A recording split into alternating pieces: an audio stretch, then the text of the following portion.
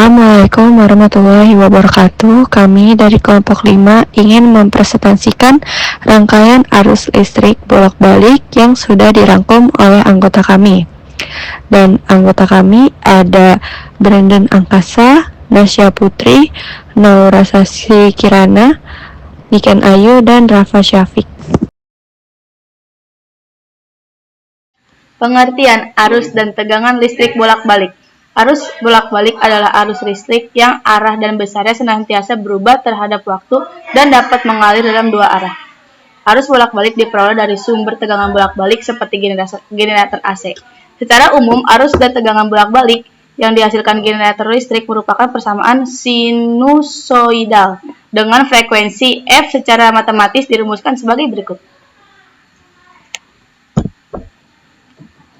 Nilai efektif arus atau tegangan bolak-balik. Nilai arus dan tegangan bolak-balik yang menghasilkan efek panas atau disebut dengan kalor yang sama dengan suatu nilai arus dan tegangan searah.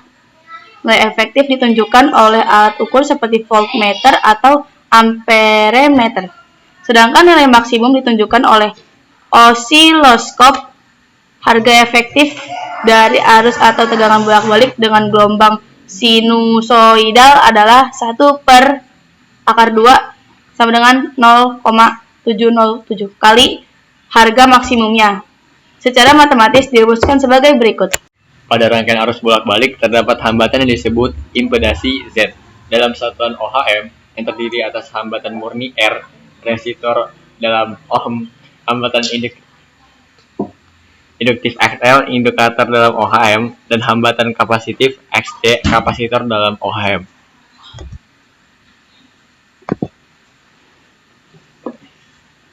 Resistif murni.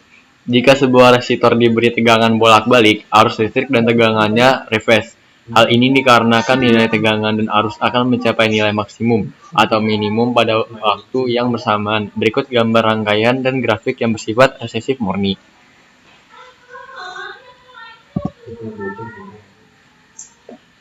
Rangkaian induktif murni. Rangkaian yang hanya membuat induktansi L dan tidak membuat besaran lain seperti resistasi dan kapasitansi dalam rangkaian tersebut. Rangkaian induktif murni. Dalam jenis rangkaian ini arus tertinggi dari tegangan pada sudut 90 derajat.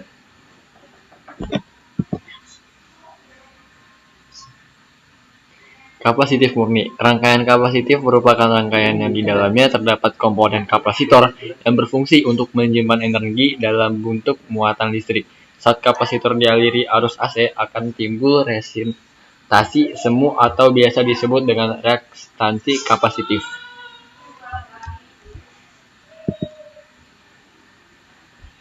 Rangkaian RLC. Rangkaian arus bolak-balik adalah sebuah rangkaian listrik yang terdiri dari satu atau beberapa komponen elektronika yang dihubungkan dengan sumber arus bolak-balik. Komponen elektronika tersebut dapat berupa resistor R, hambatan murni, induktor L, atau kapasitor C. Rangkaian RLC. Untuk memudahkan analisa pada rangkaian RLC, digunakan diagram fasor atau diagram fase vektor seperti gambar di bawah ini. Dengan menganalisa diagram fasor di atas, dapat diperoleh tegangan efektif, dirumuskan dengan V sama dengan akar V kuadrat R plus VL min VC kuadrat. Dan impedansi Z sama dengan akar R kuadrat plus XL min XC kuadrat. Sehingga kuat arus L yang mengalir pada rangkaian seri RLC tersebut dapat ditulis dengan bersamaan I sama dengan V per Z.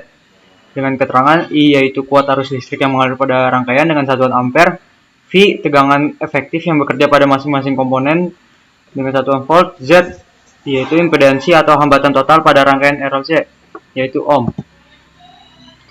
Adapun sifat-sifat rangkaian seri RLC sebagai berikut. A. Jika XL lebih besar dari XC, maka rangkaian bersifat induktif. Pada sifat ini, arus I tertinggal oleh tegangan V dengan beda fase min P per 2 lebih kecil dari golden ratio kurang dari 0. B. Jika XL lebih besar lebih kecil dari XC, maka rangkaian bersifat kapasitif. Jika XL sama dengan XC, maka rangkaian bersifat resistif. Maka diperoleh frekuensi resonansi F yaitu XL sama dengan XC ya seperti yang ada di gambar ini perumusannya. Masuk ke contoh soal akan dilanjutkan oleh Naura Sasikiran. Contoh soal yang pertama, sebuah voltmeter AC dihubungkan ke sumber tegangan AC, menunjukkan nilai 110 volt, maka tentukan A. Tegangan maksimum, B. Arus efektif yang mengalir melalui hambatan 50 ohm yang dihubungkan ke sumber tegangan. Nah, ini penyelesaiannya untuk nomor 1 nih.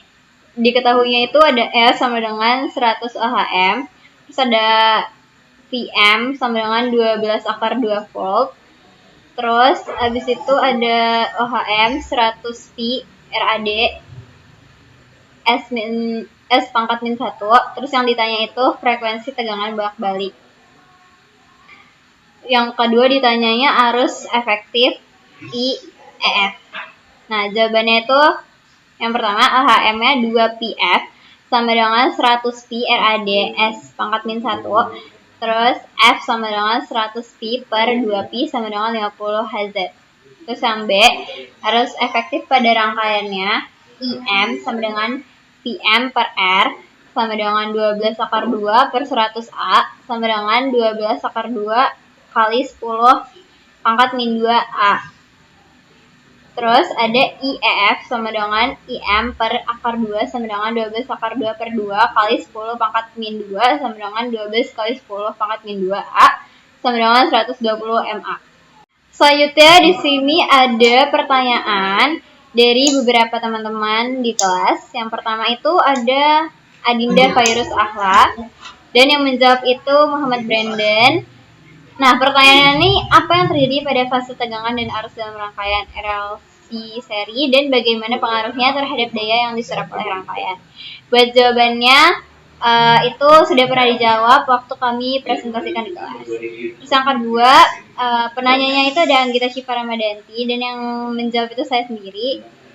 Pertanyaannya itu, apa yang dimaksud dengan faktor daya dalam rangkaian AC dan bagaimana cara menghitungnya? Apa dampak dari faktor daya rendah terhadap sistem kelistrikan? Terus yang ketiga, penanyanya itu ada Isnan Nasution dan yang jawab itu Rafa Syafiq. Nah, pertanyaannya, bagaimana prinsip kerja transformator berfungsi dalam mengubah tegangan dan arus dalam rangkaian AC?